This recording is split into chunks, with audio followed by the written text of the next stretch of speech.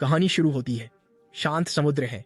एक आदमी यॉट पर समाचार देख रहा है। समाचार में बताया जा रहा है कि डीएम फाइनेंशियल इन्वेस्टमेंट्स के सीईओ चेयरमैन ना इल्सू 1 साल पहले गायब हो गए थे।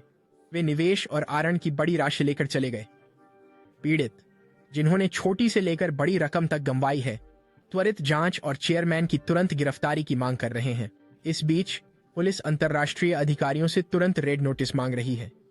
खबर देख रहा व्यक्ति और कोई नहीं बल्कि चेयरमैन ना इल्सू खुद है। प्रसारण सुनते हुए वह मुस्कुराता है। व्यंग्यात्मक लहजे में वह सोचता है कि वे मजाक कर रहे होंगे। वह सोचता है कि अब वे क्या करेंगे। अपने मन में वह उन्हें मूर्ख कहता है। डीएम फाइनेंशियल के पूर्व सीईओ चेयरमैन ना इल्सू मानते हैं कि होशियार लोग सारा पैसा ले लेते हैं। फिर उस लड़की ने, जो उसकी सेवा में थी, उसे जूस का गिलास थमाया। उसने मुस्कुराते हुए जूस पिया। दृश्य रात में बदल दिया। हम देखते हैं इल्सू शांति से सो रहा है। अचानक कोई उसे जगाने की कोशिश कर रहा है। ना इल्सू ने धीरे से आंखें खोलीं और सामने देखा। अंधेरे में एक आदमी कुर्सी पर बैठा था। उसे देखकर चेयरमैन इल्सू चौंक गए। कुर्सी पर बैठे व्यक्ति ने पूछा, क्या तुम्हें चोरी का पैसा खर्च करने में मजा आ रहा है? मध्यम वर्ग और गरीब लोग अपनी बचत खोकर पागल हो रहे हैं और तुम अपनी यॉट पर दुनिया घूम रहे हो। क्या तुम्हें जरा भी शर्म नहीं आती? यह सुनकर चेयरमैन इल्सू डर गए और पूछा कि वह आदमी कौन था। वह व्यक्ति खड़ा हुआ। निराशाजनक स्वर में उसने चेयरमैन को याद दिलाया। उसने उसकी आवाज इतनी जल्दी कैसे भूल गया? फिर वह अंधेरे से प्रकाश में आया। चेहरा साफ दिखते ही चेयरमैन इल्सू ने उसे पहचान लिया।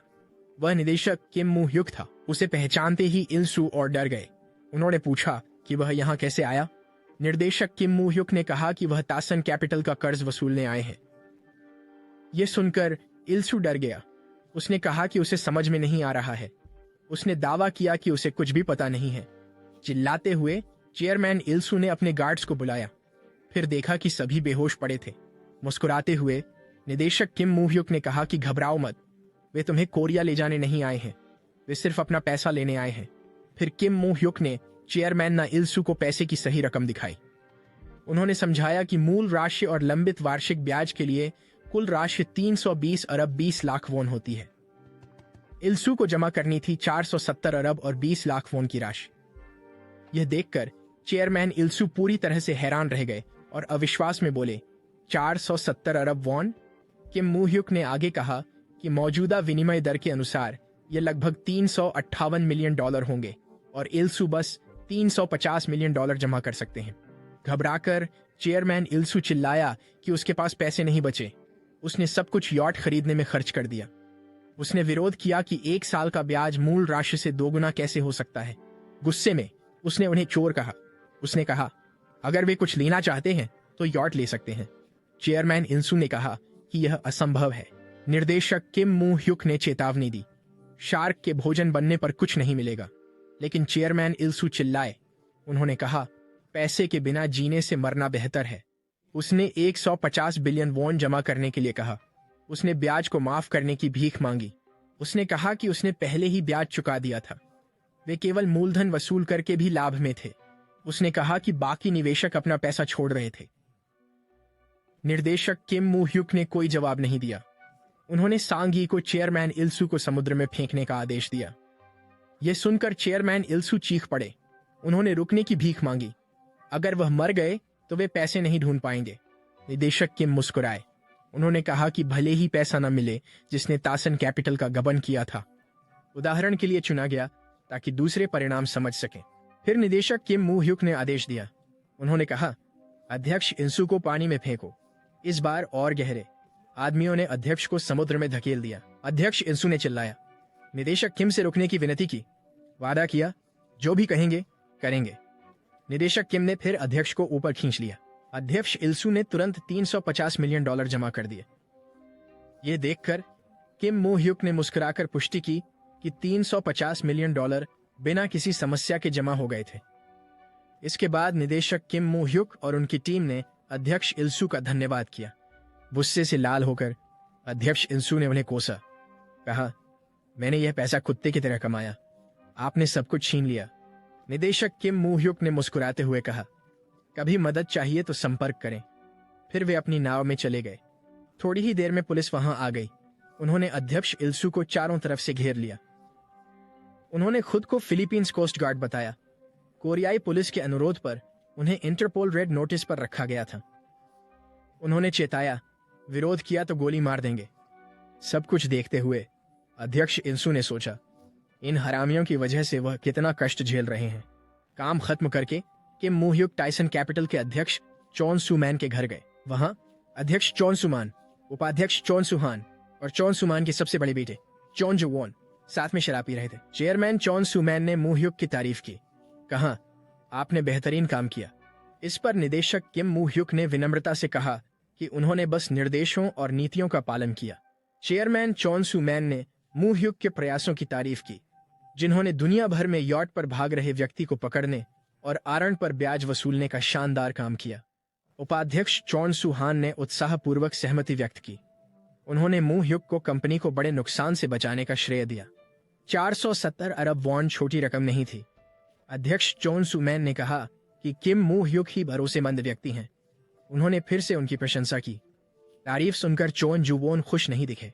नम्रता से निदेशक किम बोले, मैंने अपना काम किया।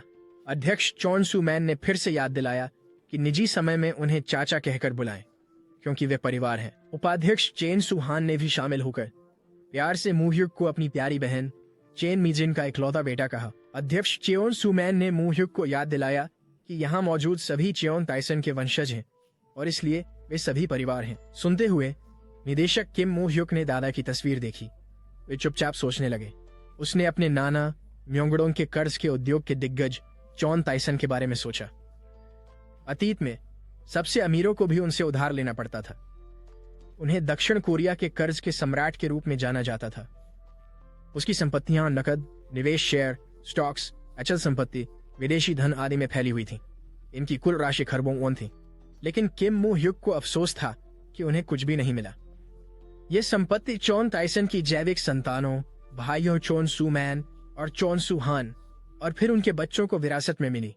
चेयरमैन चॉन सू मान ने अपने बेटे जुवॉन से पूछा, क्यों वह कंपनी से गायब था? मू ह्युक कितनी मेहनत कर रहा था? उन्होंने पूछा, क्या जुवॉन ने अपार्टमेंट फंड गबन करने वाले सीईओ यून को ढूंढ लिया है? जुवॉन ने बेपरवाही से कहा कि वह उसे जल्द ही ढूंढ लेंगे। इस जवाब से अध्यक्ष चॉन सू मैन का गुस्सा फूट पड़ा। उन्होंने जुवॉन पर चिल्लाते हुए नाराजगी जताई। उन्होंने उसे याद दिलाया कि पिछली बार वह नशे में असफल हुआ था। यह दृश्य देखकर निदेशक किम मू ह्युक ने चॉन जुवॉन के बारे में विचार किया। वह उसे अक्षम, लालची नशेड़ी मानता था जो आराम से जी रहा था। अध्यक्ष चॉन सू मैन ने जुवॉन को डांटा, उसे दयनीय कहते हुए मू ह्युक के सामने शर्मिंदा किया। उसने किम को देखा, मेहनत की सराहना की, आराम करने को कहा। मू ह्युक ने धन्यवाद किया, फिर घर से निकल गया। जैसे ही वह बाहर निकला, माहौल और जीवंत हो गया। परिवार ने हंसते हुए पार्टी जारी रखी। गाड़ी चलाते समय किम मू ह्युक ने 30 साल पहले की बात याद की। उसे याद आया कि उसने परिवार में जगह बनाने के लिए कितनी मेहनत की थी।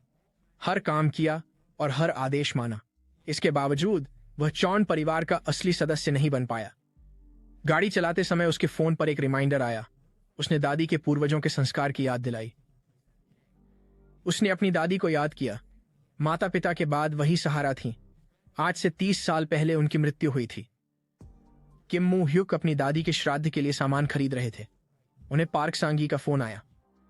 पार्क सांगी ने बताया कि उसने इंचन में सीईओ यून को ढूंढ लिया है।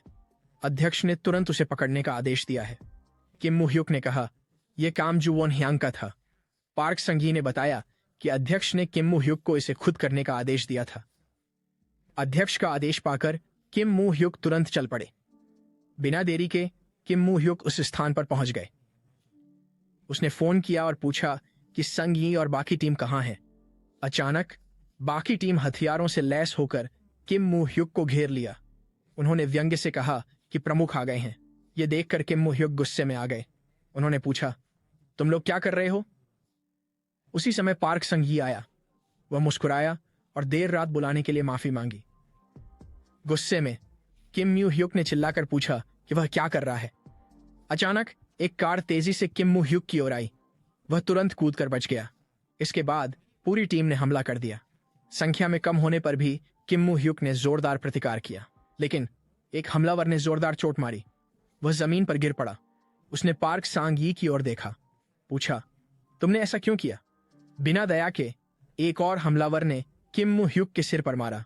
वह बेहोश हो गया। कुछ समय बाद किम मू ह्यूक को होश आया। उसने खुद को अपनी कार में बंधा हुआ पाया। उसने देखा कि वे कार को समुद्र में धकेलने की तैयारी कर रहे थे। बेताबी से उसने पूछा कि वह क्या करने वाला है। उसे छोड़ने की भीख मांगी। पार्क सांगी ने ठंडे स्वर में कहा, वह मदद नहीं कर सकता। उसे आदेश मिला था।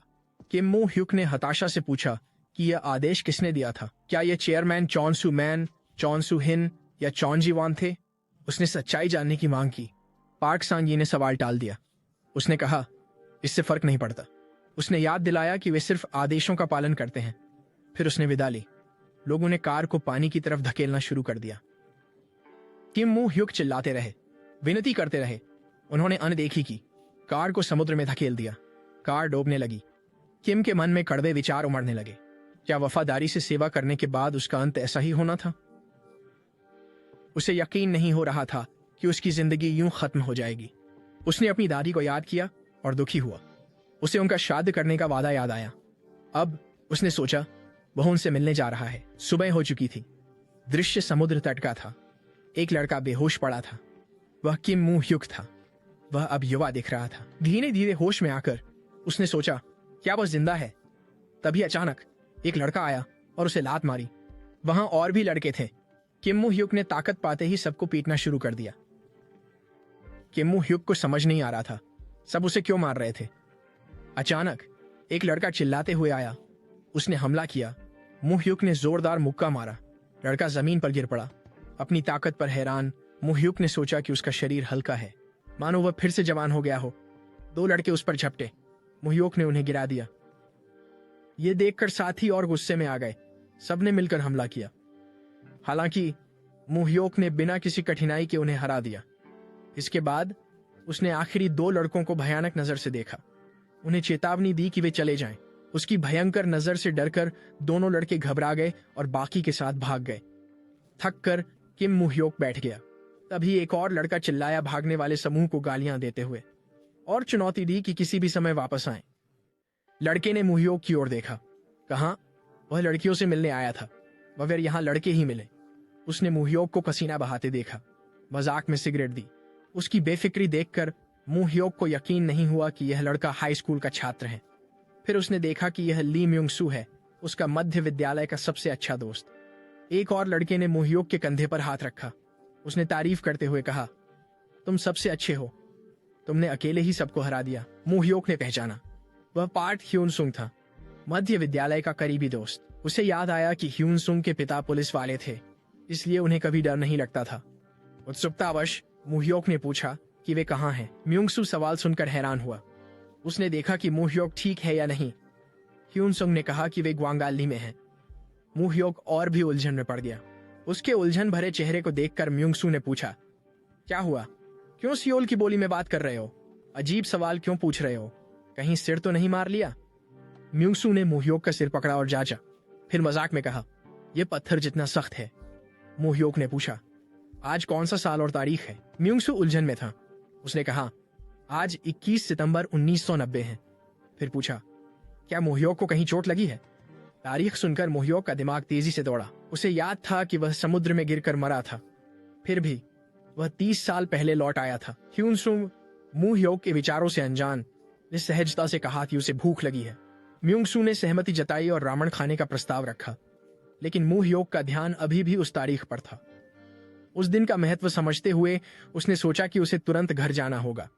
बिना कुछ कहे वह दौड़ पड़ा। उसके दोस्त उसे पुकारते रहे, पर उसने कोई जवाब नहीं दिया और दौड़ता रहा। दौड़ते हुए मू ह्यूक उस दिन के बारे में सोच रहा था जिस दिन उसकी दादी गुजर गई थी। उसे याद आया कि यह दिल का दौरा था। अगर किसी ने थोड़ी जल्दी एम्बुलेंस बुला ली होती तो शायद वह बच जाती। विचारों में खोए हुए मू ह्यूक घर पहुंचता है। उसका दिल भावनाओं से भारी होता है। जैसे ही वह परिचित दहलीज से गुजरता है, उसकी दादी उसकी अप्रत्याशित वापसी को देखती हैं। कोमल आवाज में पूछती हैं, तुम स्कूल से इतनी जल्दी क्यों लौट आए? क्या कुछ परेशानी हुई है? जैसे ही मू ह्यूक की नजर दादी पर पड़ती है, वह भावनाओं से भर जाता है। अपनी प्यारी दादी को 30 साल बाद देखकर उसके दिल में दबे हुए यादें ताजा हो गईं। भावनाओं से अभिभूत होकर उसकी आंखों से आंसू बहने लगे। उसकी दृष्टि धुंधली हो गई। उसकी सांसें फूलती और आंसुओं से भीगा चेहरा देखकर उसकी दादी चिंतित हो गई। वह पूछती है कि वह हाँफ क्यों रहा है। क्या वह भूख के कारण भागा? उसे बेसहारा रोते देख वह चिंतित होकर पूछती है, क्या कुछ भयानक हुआ है? अपनी भावनाओं को रोक न पाकर मुह्योक अपनी दादी को मजबूती से गले लगा लेता है। उसका शरीर कांपता है और वह पूरी तरह टूट जाता है। टूटे सिसकियों में वह समझाने की कोशिश करता है, बस कहता है, कुछ नहीं, बस इतना ही कि वह उन्हें अपने पूरे वजूद से याद करता है। उनकी दादी अचानक स्नेह से प्रभावित और चकित होकर कोमल हंसी में जवाब देती हैं। वह कहती हैं कि उसे इस तरह रोते देखना बचपन की याद दिलाता है। उसकी आंखों में स्नेह था। वह सोचने लगी कि वह कितना प्यारा था, चाहे वह हंसे या रोए। वह देखता है कि वह कितना बड़ा हो गया है। कांपते हाथों से आंसू पोंछते हुए मुह्योक अपनी दादी का हाथ कसकर पकड़ता है। उसकी आवाज में जल्दबाजी है। वह उनसे विनती करता है, यह भावुक होने का समय नहीं है, हमें तुरंत अस्पताल जाना होगा। अचानक जोर देने से चौंक कर दादी उलझन में पूछती हैं, अस्पताल क्यों जाना है? मुह्योक हताशा में समझाते हैं कि वह किसी भी क्षण गिर सकती है और उन्हें बिना देरी के उचित चिकित्सा जांच करानी चाहिए। उनकी दादी अभी भी स्थिति की गंभीरता से अनजान है। वह धीरे से कहती हैं कि वह बीमार नहीं है, चिंता की कोई बात नहीं है। लेकिन मुह्योक अपने डर को छिपा नहीं पाते। वह चिल्लाते हैं कि दादी को जल्दी करनी होगी, उनकी जान खतरे में है। फिर भी उनकी दादी धीरे से मुस्कुराती हैं, अपने अनुभव से उन्हें फिर आश्वासन देती हैं। वह कहती है, चिंता मत करो, मैं तुम्हारी शादी और बच्चों को देखे बिना नहीं मरूंगी। वह मुस्कुराते हुए कहती है, जाओ अपने कमरे में, मैं भोजन तैयार करती हूँ। इसके बाद दादी प्यार से कई स्वादिष्ट व्यंजन बनाती हैं। वह उसे धीरे धीरे खाने का आग्रह करती हैं। वह सोचती हैं कि क्या आज बंचान कम है। मुह्योक ने कहा, सब कुछ है जो पसंद है, वह भोजन का आनंद लेंगे। भूखा मुह्योक खाने लगा जैसे उसने दिनों से कुछ नहीं खाया हो। उसे खाते देख दादी चिंता जताती हैं। वह मजाक में कहती हैं कि लोग सोचेंगे उसने वर्षों से नहीं खाया। वह कहती हैं, रुको, मैंने मकई का रस भी बनाया है। जैसे ही वह दूर जाती हैं, मुह्योक अचानक भावनाओं से अभिभूत हो जाता है और फिर से रोने लगता है। वह सोचता है कि 30 सालों बाद वह आखिरकार अपनी दादी के हाथों से बना साधारण खाना खा रहा है। वह कड़वाहट से सोचता है, सवाल करता है कि उसने तेसान कैपिटल और चौन परिवार के लिए मेहनत क्यों की, जब उसे केवल यह दिल से बना भोजन चाहिए था। कुछ देर बाद जब उसकी दादी जूस लेने जाती हैं, तो मुह्योक अचानक कुछ गिरने की आवाज सुनता है। चौंक कर वह आवाज की ओर भागता है। वह अपनी दादी को फर्श पर बेहोश देखकर भयभीत हो जाता है। डर उसे जकड़ लेता है। दृश्य बदलता है। मुह्योक अपनी दादी को अस्पताल ले जाते हैं। वह अस्पताल में बेहोश है। मुह्योक चिंतित होकर डॉक्टर से बात कर रहा है। डॉक्टर ने कहा, थोड़ा और देर हो जाती तो स्थिति और खराब हो सकती थी, अधिक जांच की आवश्यकता है, शायद सर्जरी करनी पड़ेगी। अगर इलाज नहीं हुआ तो दादी कभी भी फिर से गिर सकती हैं। मुह्योक विचारों में खोया हुआ याद करता है, वह अरबों रुपए हासिल करने वाला था। अब अपनी जेब की जांच करते हुए उसे केवल 150 वॉन मिलते हैं। उसी वक्त म्योंगसू आता है और अस्पताल की फीस भर देता है, यह बताते हुए कि उसे उसी सुबह अपने पिता से भत्ता मिला था। मुह्योक ने आभार जताया, वादा किया कि जल्द पैसे लौटाएगा। अपने विचारों में मुह्योक को याद आता है कि म्योंगसू के पिता का नम्पोडोंग में एक बड़ा व्यवसाय था। म्योंगसू ने पैसे लौटाने की बात को टाल दिया। उसने कहा, चिंता मत करो, यह दादी के अस्पताल के खर्चों के लिए है। वह मुह्योक को याद दिलाता है कि उनकी दादी ने वर्षों तक उन्हें खाना खिलाया है। ह्यूनसुंग ने कहा कि मुह्योक अपनी दादी की देखभाल पर ध्यान दें। उन्होंने आश्वासन दिया कि वे अक्सर मिलने आएंगे। म्योंगसू ने पूछा, क्या उनकी दादी ठीक हो जाएंगी? इलाज और दवाओं के बारे में भी जानकारी चाहिए। मुह्योक चिंता में डूबे डॉक्टर के शब्दों को याद करते हैं कि सर्जरी जरूरी है, इसके बिना दादी फिर से बेहोश हो सकती हैं। सर्जरी की लागत 10 लाख वॉन होगी। मुह्योक सोचता है कि 10 मिलियन वॉन एक समय में मामूली राशि लगती थी, लेकिन अब उसके पास केवल कुछ सिक्के ही बचे हैं। इस समय उसे एहसास होता है कि दादी को बचाने और सर्जरी करवाने का एक ही रास्ता है। दृढ़ निश्चय से वह फोन बूथ जाता है। प्योंगचांग डोंग में कॉल करता है। वह किम मुह्योक हैं। चेयरमैन चौन तैसान को संदेश देने के लिए कहते हैं। वह खुद को चेयरमैन की इकलौती बेटी का बेटा बताता है। वह अपने दादा से मिलना चाहता है। मुह्योक डानबुसान अस्पताल की छत पर खड़ा था। यहीं उसकी दादी भर्ती थी। वह शहर की ओर देख रहा था। वह गहरी सोच में था। वह साल 1990 था। एक समय जब ज्यादा ऊंची इमारतें नहीं थीं। शहर का दृश्य सरल था, लगभग यादगार। उसने सोचा, यह वही बुसान था जिसे वह याद करता था। यह अवास्तविक लगा। वह सच में 1990 में वापस आ गया था। लेकिन एक सवाल उसके मन में था, क्या वह फिर से 30 साल बाद मारा जाएगा? उसके शक की सुई तुरंत उसके चाचा चेयरमैन चॉन सू मैन पर गई। वह सबसे संभावित संदिग्ध थे। वह अकेला था जो मुंह युग के आदमियों को उसके खिलाफ भड़का सकता था। फिर भी मकसद की गुत्थी सुलझ नहीं रही थी। उस समय मुंह युग अपने चाचा के लिए अब भी महत्वपूर्ण था। फिर सू मैन उसे क्यों मरवाना चाहता? शक और बढ़ गया। क्या कोई और हो सकता है? चॉन सुक या शायद चॉन जीवोन? यह अनिश्चितता उसे खाई जा रही थी। आखिर कौन था उसके कत्ल के पीछे? लेकिन इस उलझन के बीच एक बात स्पष्ट थी, यह उसका दूसरा मौका था चेओन परिवार को नष्ट करने और दासन कैपिटल पर कब्जा करने का। जैसे ही वह वहां खड़ा था, खोया हुआ, पीछे से एक आवाज आई। किसी ने चिल्लाकर कहा कि उसे सुनना चाहिए। मुंह युक ने मुड़कर देखा कि एक अजीब आदमी उसे बुला रहा था। वह आदमी बोला कि वह बात करना चाहता है। मन में मुंह युक सोचने लगा कि यह आदमी कौन हो सकता है। उस आदमी ने उसका नाम पूछा। संदेहपूर्ण मुंह युक ने पूछा कि वह उसका नाम क्यों जानना चाहता है। उसके मन में एक सतर्क विचार आया, क्या यह कोई बदमाश है? एक आदमी ने किम मुह युक को नाराजगी से देखा और पूछा कि वह ऐसा सख्त क्यों बन रहा है। दूसरे आदमी ने बस यह टिप्पणी की कि वह हार रहा है। समूह में अजीब आदमी ने किम को बड़ों के सामने शिष्टाचार की कमी पर टोका। शांत और संयमित रहते हुए किम मुह युक ने कहा कि पहले अपना परिचय देना चाहिए। अजीब आदमी उसकी बात पर हंसा। उसने जोर से अपना नाम पार्क डोंगसू बताया। फिर पूछा कि क्या किम ने पहले उसके बारे में सुना है। किम मुह युक ने मन ही मन उसका नाम पहचान लिया। पार्क डोंगसू ससान गैंग का दूसरा इन कमांड था, जो बुसान के जंग जिले पर राज करता था। उसने केवल 5 वर्षों में ही अपनी पहचान बनाई थी और गैंग का अगला वारिस माना जाता था। लेकिन 1990 में पार्क डोंगसू को अपने बॉस के अपराधों के लिए फंसाया गया था। पुलिस उसका पीछा कर रही थी। उसे मोटेल में मारा गया। वह सिर्फ 29 साल का था। पार्क डोंगसू ने पूछा, क्या किम मुह युक सच में नहीं जानते? किम ने बेफिक्री से जवाब दिया, जैसे उसे पता नहीं था। मजाक में पूछा, पार्क कॉमिक बुक स्टोर चलाते हैं? पहले पार्क डोंगसू नाराज हुआ, फिर उसने खुद को शांत किया। उसने कहा कि उसने नाम बताया था। वह किम से भी उम्मीद कर रहा था। किम ने बस अपना नाम बताया। पार्क डोंगसू ने किम का नाम मजाक में दोहराया। उसे किम मूमू में बदलते हुए कहा, यह हत्यारे का नाम है।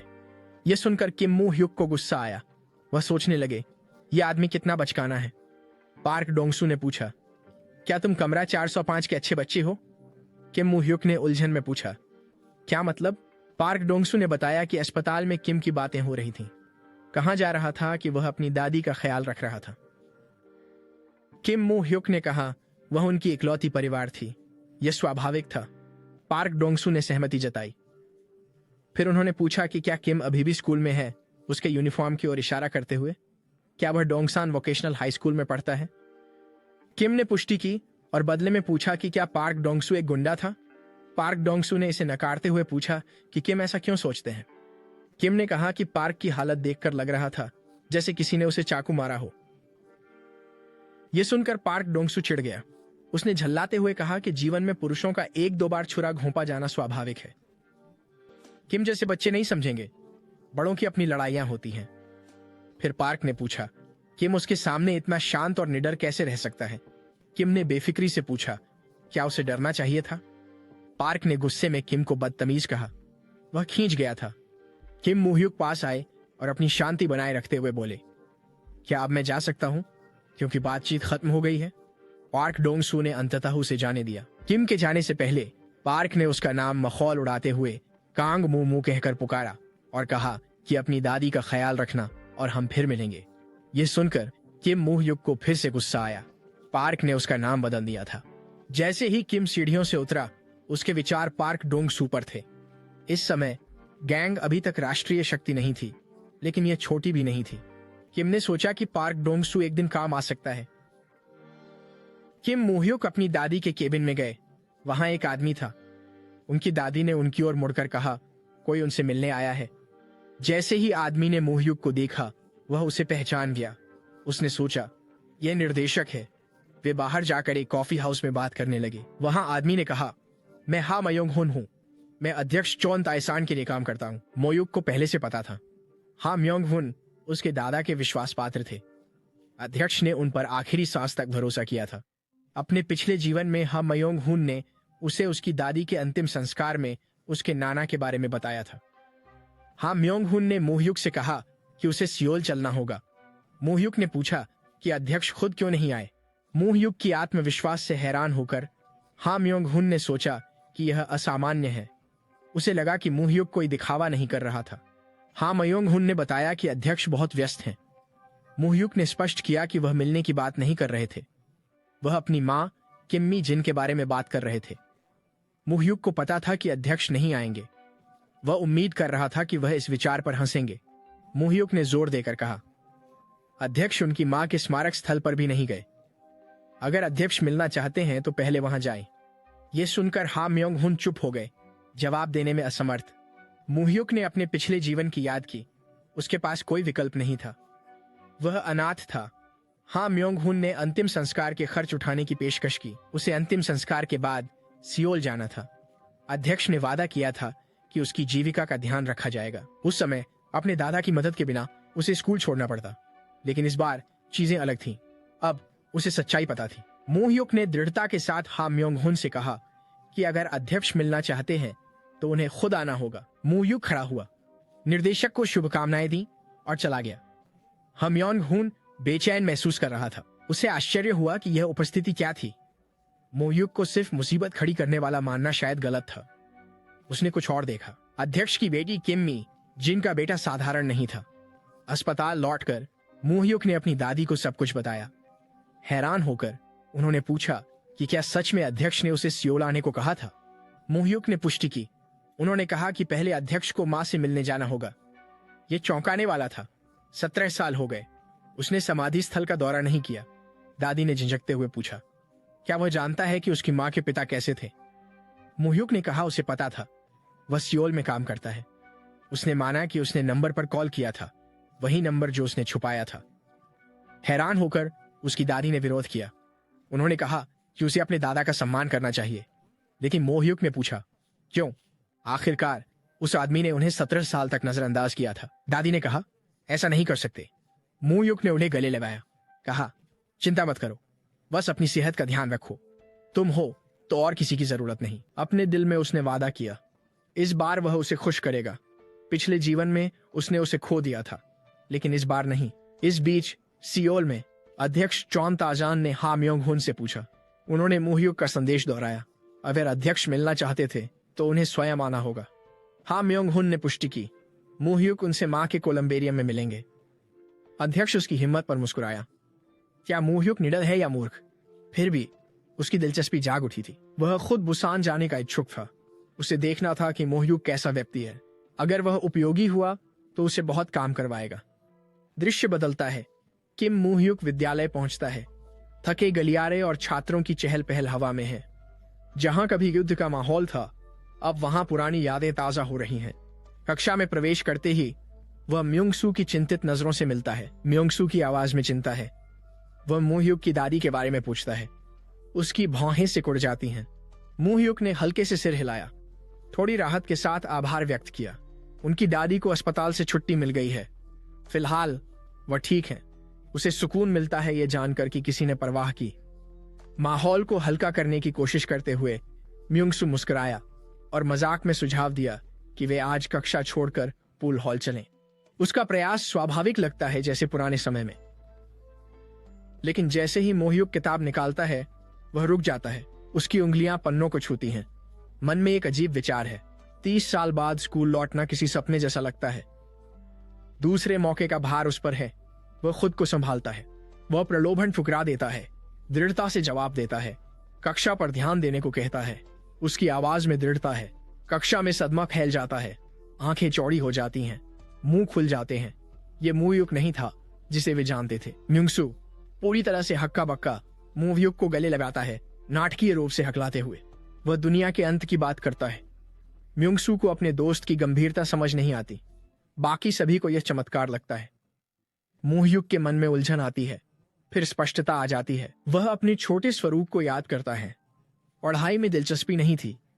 दादा के कठोर आदेशों ने उसे बदल दिया। यादें लौट आती हैं। दादा के कठोर और ठंडे शब्द, खराब अंकों पर फटकार, कोरिया यूनिवर्सिटी के लॉ स्कूल का असंभव लक्ष्य। उस समय यह एक क्रूर मजाक जैसा लगा। उसके दादा की आवाज गूंजती है जिसने उसका भविष्य तय किया। स्वीकृति की भूख और निराशा से प्रेरित होकर मोहयुक ने खुद को किताबों में डुबो दिया था। कानून स्कूल में दाखिला लिया था, लेकिन इसकी कीमत बहुत भारी थी। वह चौन परिवार का खून से बंधा हुआ एक नौकर बनकर रह गया। अब वह किताब थामे है।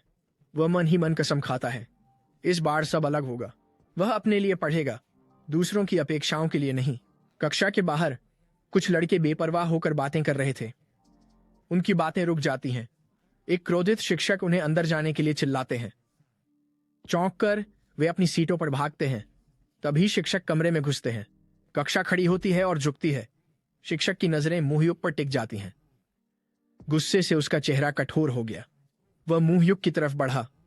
उसने आक्रामकता से हाथ उठाया। उसने मोहयुक को फटकार लगाई, जैसे वह शिक्षा को एक खेल समझ रहा हो, क्योंकि वह लंबे समय से स्कूल से अनुपस्थित था। मोहयुक ने विनम्रता से जवाब दिया कि वह अपनी बीमार दादी की देखभाल कर रहा था, लेकिन शिक्षक का गुस्सा और भी भड़क उठा। बिना रुके उसने मोहयुक के गाल पर जोरदार थप्पड़ जड़ा। आवाज गूंज उठी और हर छात्र का ध्यान उसकी ओर खींच गया। शिक्षक व्यंग्य से मुस्कुराते हैं। वह मोहयुक पर झूठ बोलने का आरोप लगाते हैं। उन्हें नहीं लगता कि वह जिम्मेदार हो सकता है। उनकी धारणाएं सच्चाई को अनदेखा कर देती हैं। इस प्रहार से मोहयुक को एक और स्मृति याद आती है।